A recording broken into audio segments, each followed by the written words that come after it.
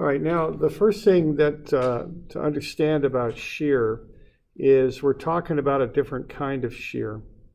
There's a shear failure. All right. Now, from the stuff we've done with shear before, you might tend to think, and I certainly would imagine you would think this, that when we have a beam that's simply supported, let's say, and we apply a load, if it's going to shear, my basic assumption initially would be it would just shear like that, just like a nail or something like that, okay? Like if you sheared off a nail or something like that, then it would fail that way. But it doesn't normally, okay? Now, normally what happens with a beam is it's the same sort of phenomena that you have with bending stress. See, when you bend a beam, what happens if we model a beam like a phone book is on the left, you can see what happens if all those pages are free to just slide any way they want. Okay? The top of the beam gets longer and the bottom gets shorter when it flexes down. But a beam, it doesn't do that. A beam has to keep its structural integrity. It's got to hold together, and it'll keep this right angle on the edge. So as we went over, when that happens, what happens is these pages get pulled in and those get stretched out. All right. Now, when you do that, you start to build up shear stresses between the pages, because what's happening there, those pages are sliding one across the other. And you can't have that happen in a real beam because that'll break it. See, they've got to hold together. So when they hold together, the stress builds up. So if you have shear failure in a beam, it doesn't look like this where it just fails straight through. What happens, think of that as being like a deck of cards or the phone book we just looked at. See, the one plane slides over the other. And you can see three planes there where that glue lamp failed, okay? Where one plane slid across the other. And that's the nature of shear failure. It's not straight down through normally. It's longitudinal. So it's a little different. You have to kind of get used to that notion. So that helps you to understand the derivation. Okay. So we good with that? Okay. So the derivation's a little bit convoluted. It's a little long here, but let's have a look. And it's actually related to bending stress a fair amount. Okay. So what we do here, if we have a beam, what I've got there is a beam that's loaded up with a downward load. I'm going to pull a little bit of dx out of there, so just a little sliver out of it. And there it is. There's the little sliver that I pulled out. So that thing has a width of dx. All right. Now, if I look at a potential shear plane there, which I've got in dashed lines, what's going to happen here on account of the bending stress is there are going to be slightly different forces on either side of that pulling in opposite directions. The difference in those forces divided by the horizontal area that's holding the beam together right there, okay, that is the shear stress.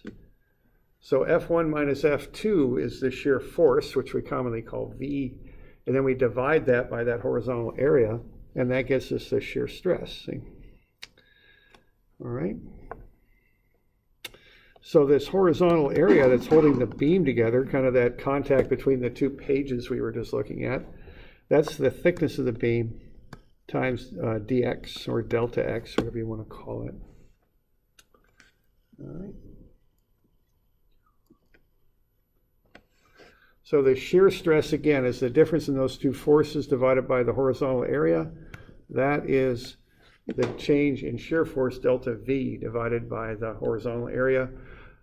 V is, for whatever reason, it's the common letter used to designate shear force. Okay, I don't know. That's what they use for whatever reason. No big deal. It's just a variable, a letter. All right. Now let's see if we can figure out F1 and F2, because see, they're caused by normal stress.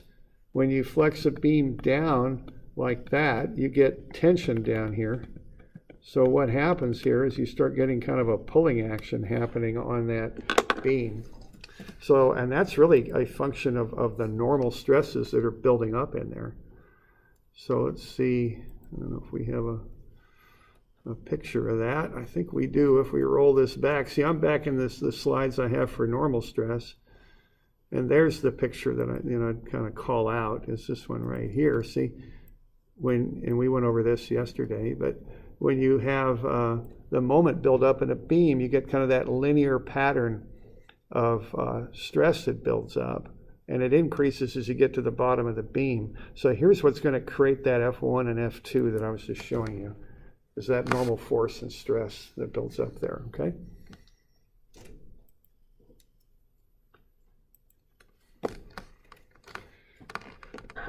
All right, so that force will be that normal stress times the area. What the normal stress is m, the moment, times the offset distance from the neutral axis, y divided by I. And if we multiply that by the area, we'll get that force. Okay. So what that shear force then is, we have to sum up this value because we've got a bunch of little areas here. And we're going to find the stress on each area, multiply that by the amount of area. So the stress will be m over I times y. The area is that little differential area, dA. And then we want to also multiply that by that offset distance from the neutral axis, y. So when we have different dAs, we got different y's, so we have to integrate that, see? And then what we can do is pull out the m over I, because the m is just the moment off the moment diagram. It doesn't vary. I is just the I for the cross-section of the beam. That doesn't vary either. So we can take those out of the integral. So we're left with m over I times y dA, with the y dAs in the integral. Okay. The change in shear will be the change in moment divided by I times the integral. Now, and that's the change in shear force. The shear stress then is that change in shear force divided by the horizontal area. Okay.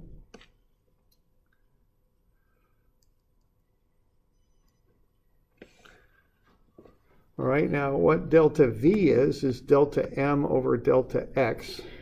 Or excuse me there, let's see what we got. Let's back up. Yeah, that's dm dx.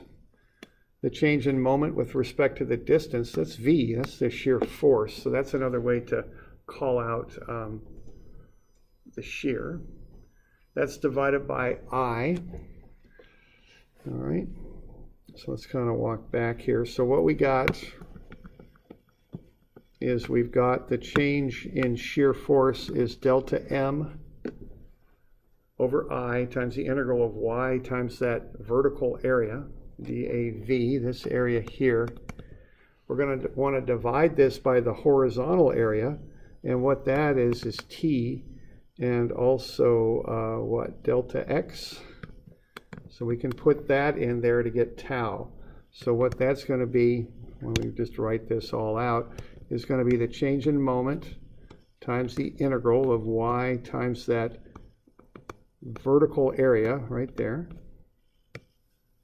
Okay, then we're going to divide that by delta X and T, which are the horizontal area. By dividing this force, we create a stress.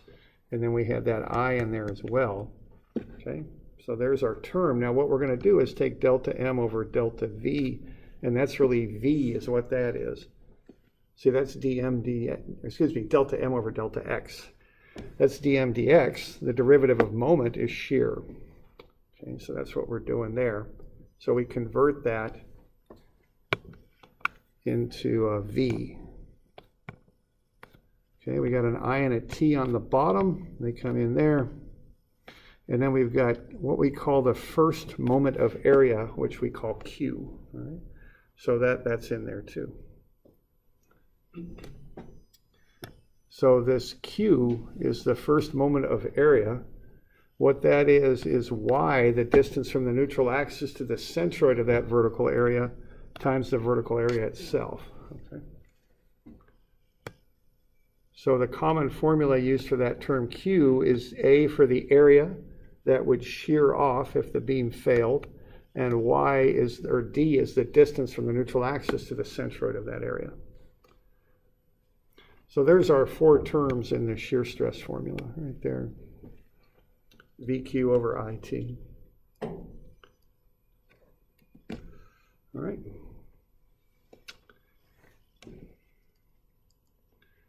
So we're doing all right with that? We got any questions?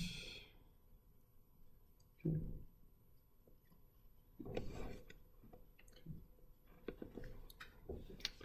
So we can look at little shear elements in a beam, and that shear will act on all four sides of the elements, like shear does.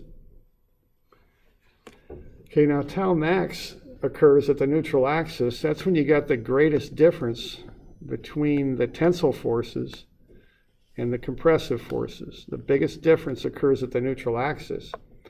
Okay, tau min occurs on the edges of the beam. It's 0 on the edges.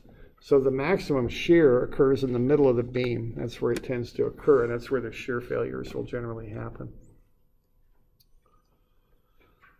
All right, so there you see a shear failure again. You see that double jig there that's used to push down on the beam. We've got a couple rounded supports here to hold it. We're just trying to reduce any stress concentrations. We get that nice smooth bending curve, and this thing is failing longitudinally, as you see, on those locations.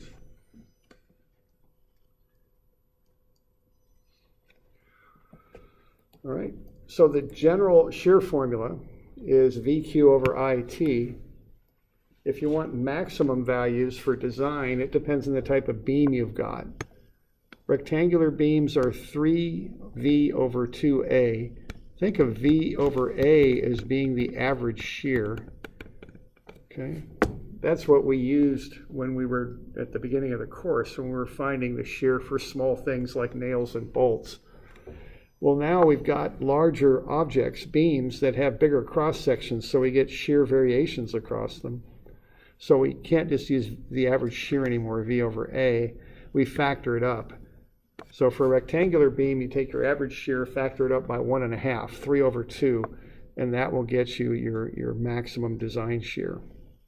If you have a circular beam, it's 4/3. 1.33 is the factor.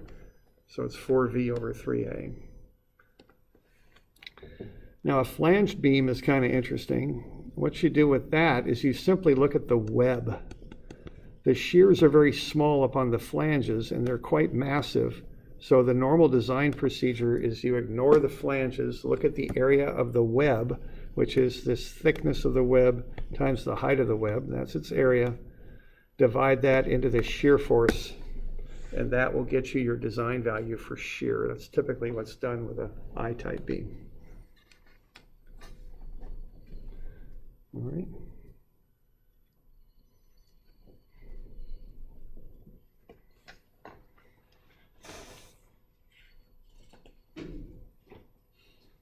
So let's look at an example of this, see what we can do with it.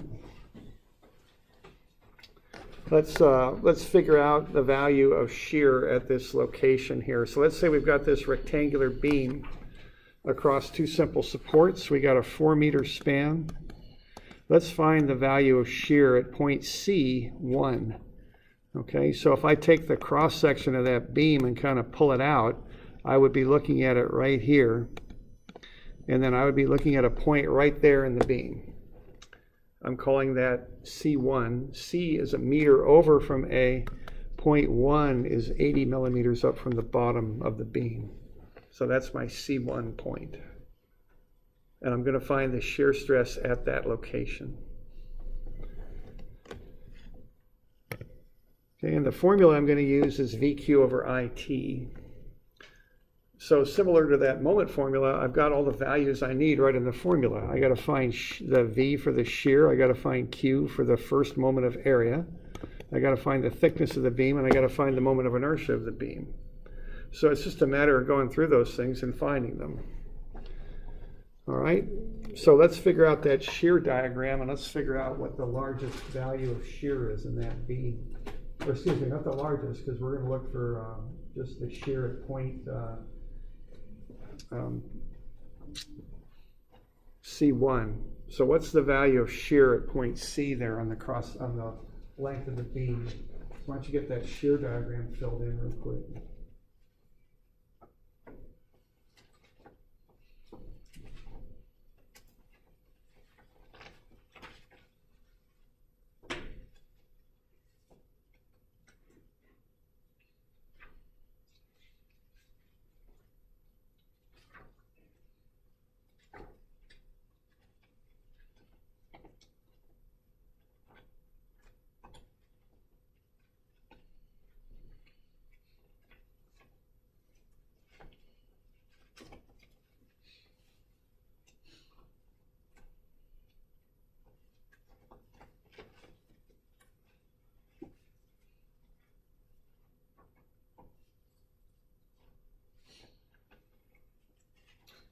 Okay, so just use the reaction to come up and then come on over straight for that. So where are we at? We've got reactions up here, 9 and 27. So we start at 0, come up to 9, hold 9 across the beam, drop by 36, that gets you down to negative 27, and then back up to 0. Okay. So there's the shear diagram. So if you want to find V at point C right here, it's 9,000 newtons, 9 kilonewtons, 9,000 newtons. Okay.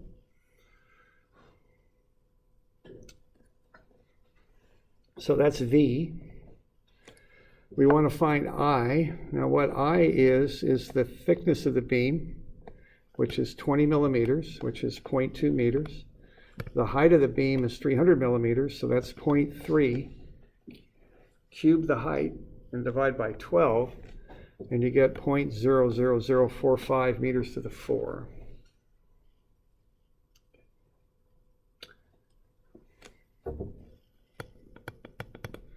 Thickness of the beam is just the 200 millimeters, so that's 0.20 meters for the thickness. So we got I, we got T, and we got the shear. Now the last thing that we need here is the Q value. Okay.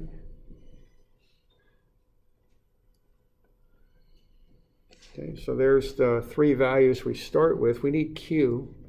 Now what Q is A times B. And do you have that page next in your packet there or no? I'm not sure if you do. Why don't you flip one deeper in and see if it's there? It's not there.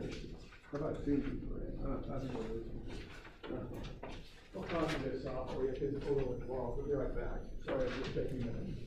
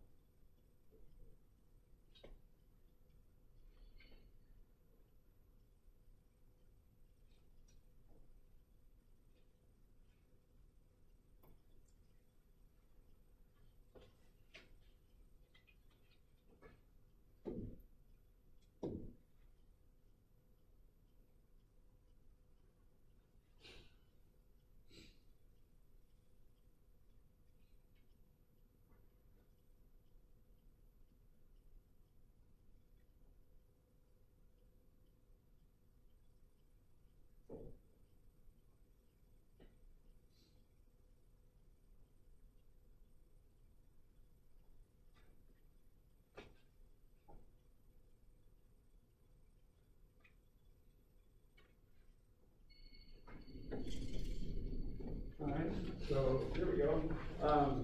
Just a little bit of stuff. Now, I do need to warn you, this is going to be on the final. Okay? So this will be on the test, and based on 29 years of experience now, people just seem to have a little bit of challenge remembering things. So I want you to remember this. I want you to do well in the test, of course. So, get this one figured out.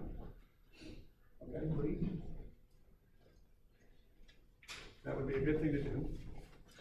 And what I just handed out here in class is what you're looking at right now.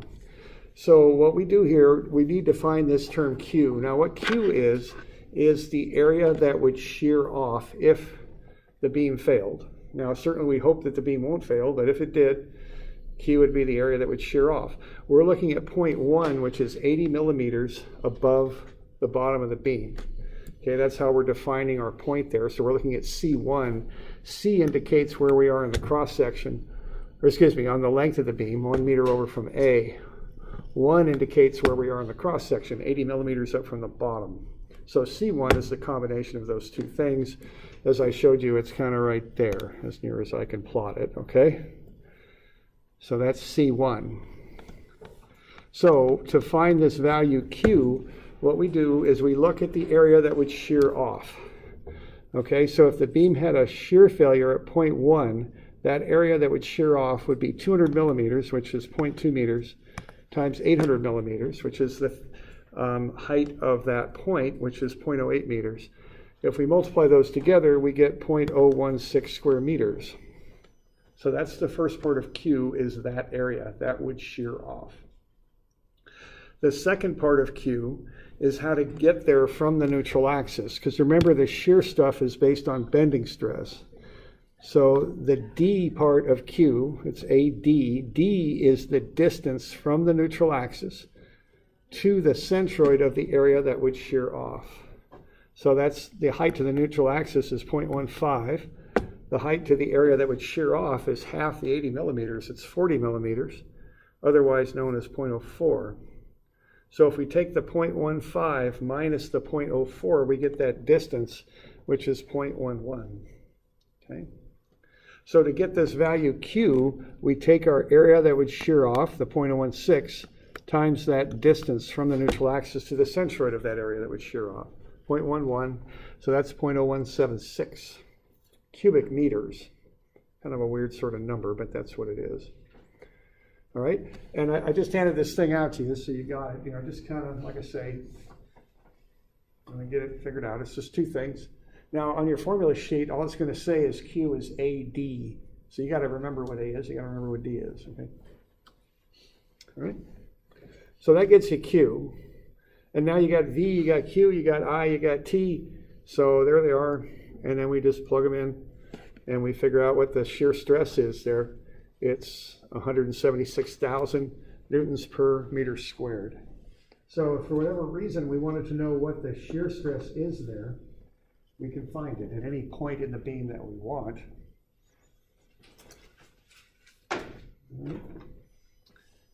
That's all you got to do. So just find those four things and plug them in. Now the last little bit is if you want to find tau max for that beam, you take 3V max. So tau max is 3 times whatever V max is for the beam over 2 times the area.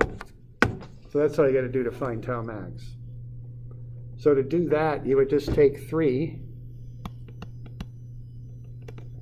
times V max, which is the value down there, which I think is 27,000, if I remember right, newtons, divided by twice the area. And the area of that thing is 0.2 meters, and the height is 0.3. So that should get you tau max right there, okay? Now, different areas here. For tau max, area is the area of the whole beam. For your general tau formula to find the shear anywhere, A is the A that goes into that formula when you find Q is the area that would shear off. So we're using different areas there depending on which formula we're using, even though we use the same symbol for both. Then the A's and the formulas mean different things depending on which formula you're using. All right. So there you go. I'm running over here, so I'll get you a couple to do for Wednesday. So 351 and 353, those are pretty good ones, and then 361 and 2. And those will be due Wednesday. And that is the 29th, I think. All right, so there you go. Questions on that? All right. Okay. Well, that'll do then.